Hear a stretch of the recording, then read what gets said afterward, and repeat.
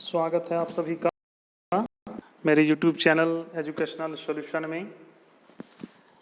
तो आज की इस वीडियो में हम लोग मैथ्स में पेडागोजी को देखेंगे। चूँकि बाल शिक्षण जो है वो सभी विषयों में आपको देखना है, जैसे कि हिंदी में भी, गणित में भी और पर्यावरण या विज्ञान में भी आपको पेडागोजी से प्रश्न एग्जाम में पूछे जाते हैं। तो आज की इस वीडियो में हम लोग गणित में शिक्षण शास्त्र को देखेंगे, अच्छे ढंग से इसको हम लोग समझेंगे और गणित शिक्षण शास्त्र के जो जो पॉइंट्स हैं, जो जो इसमें मुख्य बातें हैं, आप उसको नोट भी करेंगे अपनी कॉपी में। और चैनल में पहली बार आए हैं तो चैनल को सब्सक्राइब जरूर कर लें, बेल आइकन को भी टच करके ऑल को सेलेक्ट कर लें, ताकि जैसे ही कोई नया वीडियो अपलोड होता है तुरंत उसका नोटिफिकेशन आपको मिल जाता है। तो आइए, क्या क्या मुख्य बातें इस गणित शिक्षण शास्त्र में है, इसको हम लोग देखें, इसको हम लोग जानें। तो पहला है, छोटी कक्षाओं के लिए गणित की उपयुक्त विधि कौन सी है? तो आप आंसर देंगे खेल मनोरंजन विधि। रेखा गणित शिक्षण की सर्वश्रेष्ठ विधि विश्लेषण विधि। बेलनाकार आकृति के शिक्षण की सर्वश्रेष्ठ विधि आगमन निगमन विधि। नवीन प्रश्न को हल करने की सर्वश्रेष्ठ विधि आगमन विधि। स्वयं खोज कर अपने आप सीखने की विधि अनुसंधान विधि। मानसिक, सामाजिक एवं शारीरिक विकास के लिए सर्वश्रेष्ठ विधि खेल विधि। ज्यामिति की समस्याओं को हल करने के लिए सर्वश्रेष्ठ विधि विश्लेषण विधि। सर्वाधिक खर्चीली विधि प्रोजेक्ट विधि। बीजगणित शिक्षण की सर्वाधिक उपयुक्त विधि समीकरण विधि। सूत्र रचना के लिए सर्वश्रेष्ठ विधि आगमन विधि। प्राथमिक स्तर पर अंक गणित शिक्षण की सर्वश्रेष्ठ विधि खेल विधि। वैज्ञानिक आविष्कार को सर्वाधिक बढ़ावा देने वाली विधि विश्लेषण विधि। अब हम देखेंगे गणित शिक्षण की विधियां, इसके कुछ स्मरणीय तथ्य हैं, उसको भी हम लोग जानेंगे। पहला है, शिक्षण एक त्रिध्रुवी प्रक्रिया है जिसका प्रथम ध्रुव शिक्षण उद्देश्य, द्वितीय अधिगम अनुभव तथा तृतीय मूल्यांकन है। व्याख्यान विधि में शिक्षण का केंद्र बिंदु अध्यापक होता है, वही सक्रिय रहता है। आप ध्यान रखें दोस्तों कि ऐसे प्रश्न एग्जाम में पूछे जाते हैं, व्याख्यान विधि क्या है, बाकी ऐसे जो मुख्य जो बिंदु हम लोग देखने वाले हैं उनको आप नोट करेंगे, दोहराएंगे, रिवाइज करेंगे, समझेंगे, चूँकि ऐसे प्रश्न एग्जाम में निश्चित रूप से पूछे जाते हैं। बड़ी कक्षाओं में जब किसी के जीवन परिचय या ऐतिहासिक पृष्ठभूमि से परिचित कराना हो, वहाँ व्याख्यान विधि उत्तम है। सैद्धांतिक कार्य के साथ साथ अभ्यास कार्य के लिए सर्वोत्तम विधि अभिन्यास विधि है। प्राथमिक स्तर पर अंक गणित शिक्षण स्मृति केंद्रित होना चाहिए, जिसका आधार पुनरावृत्ति होता है। जैसा कि आप दोस्तों देख पा रहे हैं कि जो प्राथमिक स्तर पर अंक गणित का जो शिक्षण का जो हम विधि अपनाएंगे वो स्मृति केंद्रित हो, इस बात का हम ध्यान रखेंगे, जिसका आधार क्या होता है, पुनरावृत्ति होता है। मतलब स्मृति केंद्रित जो होगा तो उसका आधार क्या बनेगा, पुनरावृत्ति। अब देखिए गणित के लाभ और व्यवहारगत परिवर्तन। पहला है प्रयोगात्मक मूल्य, दूसरा है नैतिक मूल्य, तीसरा है बौद्धिक मूल्य, चौथा है अनुशासन संबंधी मूल्य, पांचवा है नियमितता, छठा अवकाश का सदुपयोग, सातवां अंतर्राष्ट्रीय मूल्य, आठवां मनोरंजन संबंधी मूल्य, नौवां सांस्कृतिक मूल्य, दसवां कलात्मक एवं सौंदर्यात्मक मूल्य। गणित शिक्षण के उद्देश्य व अपेक्षित व्यवहारगत परिवर्तन। अब इसको हम लोग देखेंगे। पहला हमारा आता है ज्ञान। ज्ञान को हम लोग जाने, छात्र गणित के तथ्यों, शब्दों, सूत्रों, सिद्धांतों, संकल्पनाओं, संकेतों, आकृतियों तथा विधियों का ज्ञान प्राप्त करते हैं। छात्र क्या करते हैं?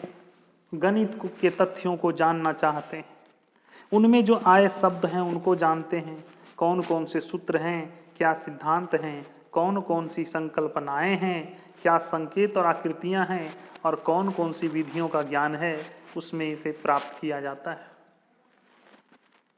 व्यवहारगत परिवर्तन में हम लोग देखेंगे छात्र तथ्यों, परिभाषाओं, सिद्धांतों आदि का पता लगाकर उनका सुधार करता है। तथ्यों एवं सिद्धांतों के आधार पर साधार निकालता है। गणित की भाषा, संकेत, संख्याओं, आकृतियों को भली भांति पहचानता एवं जानता है। दूसरा है अवबोध।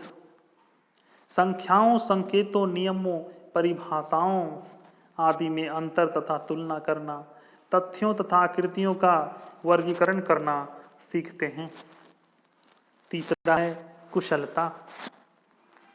विद्यार्थी गणना करने, ज्यामिति की आकृतियां, लेखाचित्र खींचने, लेखाचित्र, चार्ट आदि को पढ़ने में निपुणता प्राप्त कर सकेंगे।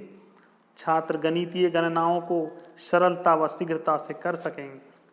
ज्यामितीय आकृतियां, लेखाचित्र, तालिकाओं, चार्टों आदि को पढ़ तथा खींच सकेंगे।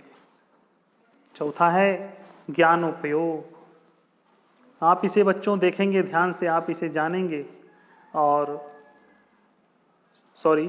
बच्चों के जो है भी इसमें जो बातें हैं उसको सर आप लोग देखेंगे और जानेंगे। ज्ञान उपयोग को जानेंगे। छात्र ज्ञान और संकल्पनाओं का उपयोग समस्याओं का हल करने में कर सकेंगे। छात्र तथ्यों की उपयुक्तता व अनुपयुक्तता की जांच कर सकेगा। नवीन परिस्थितियों में आने वाली समस्याओं को आत्मविश्वास के साथ हल कर सकेगा। पांचवा है रुचि। देखिए दोस्तों, आप लोगों को थोड़ा ये पढ़ने में, समझने में थोड़ा सा अटपटा लग रहा होगा, लेकिन शिक्षण शास्त्र एक ऐसा विषय है जिसको गहराई से अगर सोचा जाए, गहराई से अगर समझा जाए, तो मैं विश्वास दिलाता हूँ कि एक भी प्रश्न आप एग्जाम में गलती नहीं करेंगे। आप अच्छे ढंग से आप एग्जाम में बिल्कुल एकदम पूरे के पूरे मार्क्स प्राप्त कर सकेंगे। रुचि देखेंगे हम लोग। छात्र गणित के अध्ययन से गणित की पहेलियों को हल कर सकेगा, गणित संबंधी लेख लिख सकेगा, गणित संबंधी सामग्री का अध्ययन करेगा, गणित के क्लब में भाग ले सकेगा। अब देखिए गणित की शिक्षण विधियां क्या है।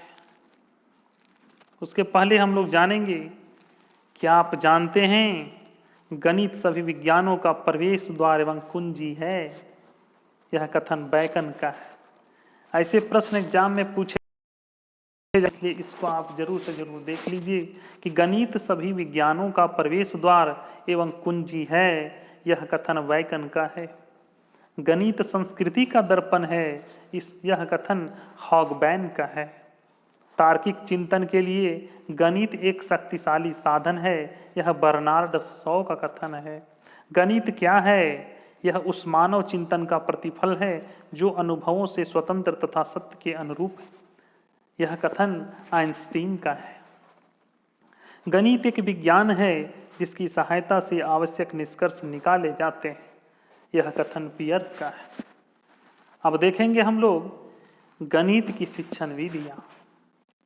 एक प्रश्न इससे जरूर रहता है दोस्तों कि गणित की कौन कौन सी शिक्षण विधियां है। अध्यापन की सफलता विधि के सही उपयोग पर निर्भर करती है।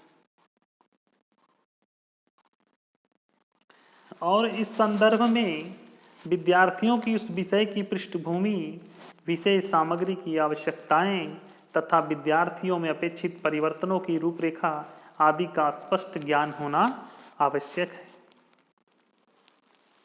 अध्यापन की जो सफलता है, फिर से जानेंगे इसको हम लोग, अध्यापन की सफलता जो है वो विधि के सही उपयोग पर निर्भर करती है। और इस संदर्भ में विद्यार्थियों की विषय की पृष्ठभूमि, विषय सामग्री की आवश्यकता जो है और विद्यार्थियों में कौन कौन से अपेक्षित परिवर्तनों की रूपरेखा है, इसका स्पष्ट ज्ञान होना बहुत आवश्यक है। अध्यापन विधियों का समुचित उपयोग स्वयं में एक कला है। अध्यापन विधियों का समुचित उपयोग स्वयं में एक कला है। यह कहना कठिन है कौन सी विधि का कहाँ पर उपयोग किया जाए, क्योंकि विधि के चयन में अनेक पक्षों का ध्यान रखा जाता है तथा स्वयं अध्यापक ही अपनी योग्यता अनुसार इस संबंध में निर्णय लेने में सक्षम हो सकते हैं। अगला है विश्लेषण विधि। ये कौन सी विधि है, इसको हम लोग कैसे जानेंगे? यह विधि विशेषतः ज्यामिति में अधिक उपयोग की जाती है। इस विधि का जो उपयोग है सबसे ज़्यादा ज्यामिति में होता है। गणित की समस्याओं के विश्लेषण में हम इस विधि का उपयोग करते हैं। निगमन विधि है ना, विश्लेषण विधि। किंतु ज्यामिति में साध्यों के अध्यापन में इसका विशेष महत्व दिया जाता है। इस विधि की सहायता से किसी भी समस्या के जटिल पक्ष का विश्लेषण कर यह ज्ञात किया जाता है कि किस प्रकार हल प्राप्त किया जा सकता है और इसके लिए कौन कौन सी दशाएं आवश्यक है। समस्या के विभिन्न पक्षों का विच्छेदन करने को ही विश्लेषण की संज्ञा दी गई है। समस्या के विभिन्न पक्षों का विच्छेदन करने को ही विश्लेषण की संज्ञा दी जाती है। इस विधि में जटिल समस्या को अनेक साधारण समस्याओं में विभाजित कर दिया जाता है। जटिल जो समस्या है उसको साधारण समस्या यानी उसको आसान ढंग से उसको सरल करके समस्या का विभाजन हो जाता है। मतलब समस्या को छोटे छोटे रूपों में हम लोग हल कर लेते हैं। इस विधि के अनुसार हम अज्ञात से ज्ञात की ओर तथा निष्कर्ष से दिए गए तथ्यों की ओर अग्रसर होते हैं।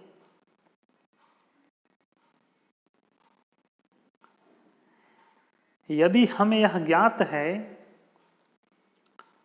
कि अ सत्य है और सिद्ध करना हो कि ब भी सत्य है, तो विश्लेषणात्मक विधि के अनुसार हम कहेंगे कि ब तब सत्य हो सकता है जब अ सत्य हो और ब एवं अ परस्पर बराबर हो। देखा आप लोगों ने कैसे हम समस्याओं को तोड़ देते हैं। समस्याओं को हम लोग तोड़कर हल करते हैं कि अगर किसी चीज में हमें ज्ञात है कि अ सत्य है और सिद्ध करना हो कि ब भी सत्य है, तो विश्लेषणात्मक विधि में हम क्या कहेंगे कि ब तभी सत्य है जब असत्य है और असत्य हो एवं ब और अ बराबर होना चाहिए। इस विधि से छात्रों में अन्वेषण करने की क्षमता का विकास होता है तथा आत्मनिर्भरता की भावना को बल मिलता है। वे प्रश्न जिन्हें विश्लेषण विधि से अच्छी तरह से पढ़ाया जा सकता है इस प्रकार है। यदि a बाय बी बराबर c बाय डी, तो सिद्ध करें ac प्लस 2b स्क्वायर अनुपात bc बराबर c स्क्वायर प्लस 2bd अनुपात dc।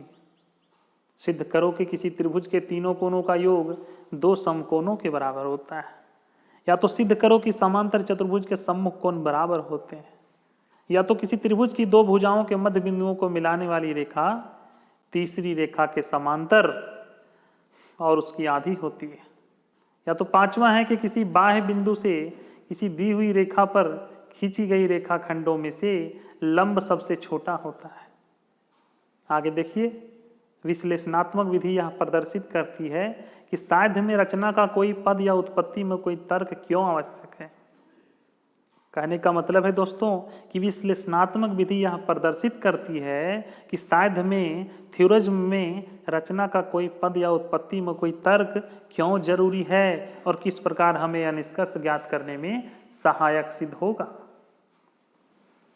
और हम लोग क्या देखते हैं कि इस विधि में चिंतन सजीव एवं रोचक होता है तथा विद्यार्थी को तर्क संगत विधि से सोचने के अवसर मिल सकते हैं और मिलते हैं। अध्यापक को प्रत्येक नवीन समस्या या साध्य का विश्लेषण कक्षा में विद्यार्थियों की सहायता से करना चाहिए।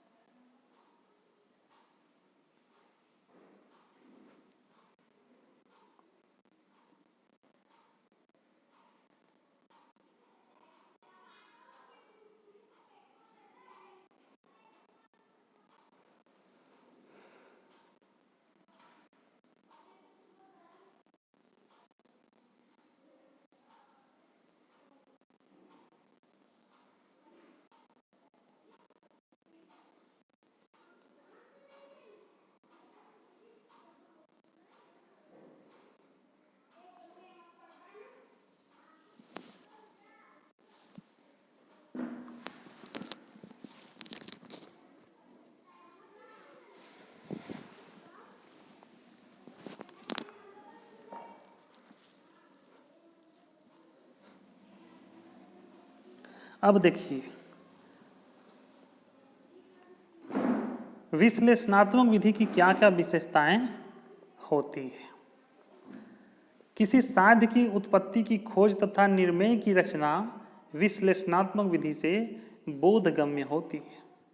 इस विधि से विद्यार्थी स्वयं किसी नवीन समस्या का हल अथवा साध्य की रचना व उत्पत्ति खोज सकता है।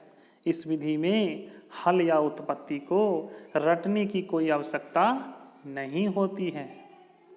वीडियो नहीं समझ में आ रहा है, 1 से 2 बार सुने, ध्यान से उसको शांति से सोचें कि वीडियो क्या कहना चाहता है। इसमें बिल्कुल वो बातें हम लोग पढ़ेंगे, चुप पढ़ते हम लोग आए हैं, और विश्लेषणात्मक विधि में क्या होता है इस चीज को भी हम लोग जानेंगे। इस विधि से विद्यार्थी स्वयं किसी नवीन समस्या का हल अथवा साध्य की रचना व उत्पत्ति खोज सकता है। तो इसमें रटने की कोई जरूरत नहीं होती है। इस विधि द्वारा बालकों में तर्क शक्ति, विचार शक्ति एवं निर्णय शक्ति का विकास होता है तथा समस्याओं का विश्लेषण करने की क्षमता में वृद्धि होती है। हम लोग राइट साइड पढ़ रहे हैं, ध्यान दीजिएगा आप लोग, दाहिना साइड हम लोग पढ़ रहे हैं, जो हाथ बना के सिंगल दिखाया गया है, सिग्नल।